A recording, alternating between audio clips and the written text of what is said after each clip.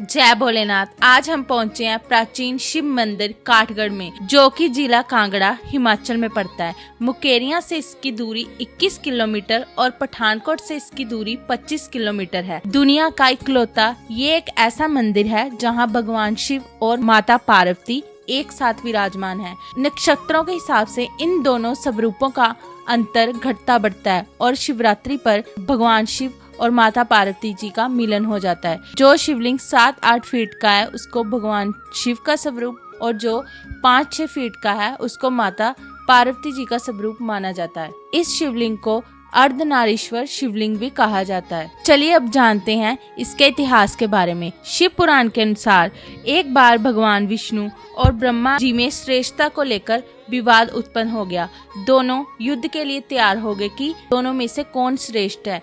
इस समय भगवान शिव अग्नि स्तंभ के रूप में जहाँ प्रकट हुए और उन्होंने बोला कि जो भी इसका आदि और अंत ढूंढ कर आएगा उसको सर्वश्रेष्ठ माना जाएगा। भगवान विष्णु जी पाताल की तरफ नीचे को चले गए और ब्रह्मा जी ऊपर की तरफ चले गए। बाद में भगवान ब्रह्मा जी केतकी का फूल लेकर लौटे और बोले कि मैंने इसका ऊपरी हिस्सा देख लिया है। इस पर केतकी के फूल चढ़े हुए थे। विष्णु जी ने बोला कि उन्हें इसका अंत नहीं मिला। इस पर भगवान शिव ने क्रोधित होकर झूठ बोलने के कारण ब्रह्मा जी को श्राप दे दिया और केतकी के फूलों को भी श्राप दिया कि ये भगवान शिवलिंग पर नहीं चढ़ेंगे। ब्रह्मा जी को श्राप दे दिया कि दुनिया में तुम्हारा कोई भी मंदिर नहीं होगा, तुम्हारे जन्म स्थान पुष्कर में ही तुम्हारा एक मंदिर होगा।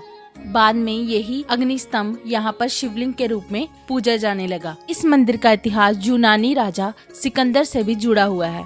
जब राजा सिकंदर पोरस को हराने के बाद अपनी सेना सहित जहाँ ठहरा तो उसने अपने सैनिकों को इस शिवलिंग को उखाड़कर ब्यास नदी में फेंकने का आदेश दिया।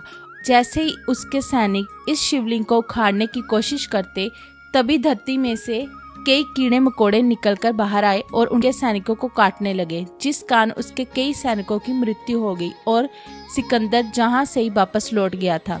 तब उसने इस मंदिर के चारों तरफ 4 दीवारी करवाई और कई चबूतरे बनाए और इसका मुख्य द्वार भी बनाया, जो कि रोमन शैली को दर्शाता है। इस मंदिर का इतिहास राजा दशरथ से भी जुड़ा हुआ है। जब राजा दशरथ ककेई देश कश्मीर जिसको कहा जाता है उसमें अपनी बारात लेकर गए तब उन्होंने यहाँ पर एक कुएं का निर्माण करवाया था।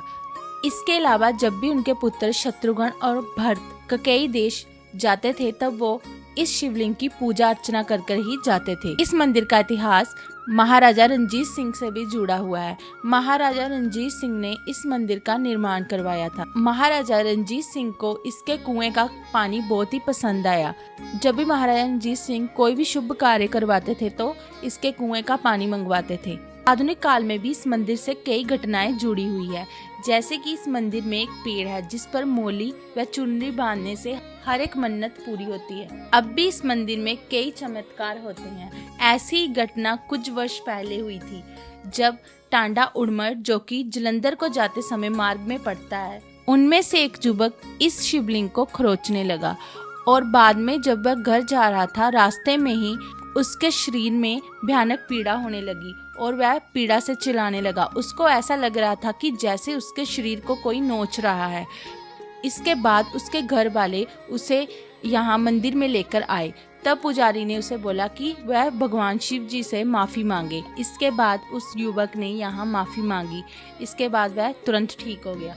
तो ये था मंदिर का इतिहास। यहाँ पर महाशिवरात्रि पर बहुत ही बड़े मेले का आयोजन किया जाता है और इसके साथ ही सावन में भी यहाँ भक्तों का तांता लगा रहता है। जय भोलेनाथ।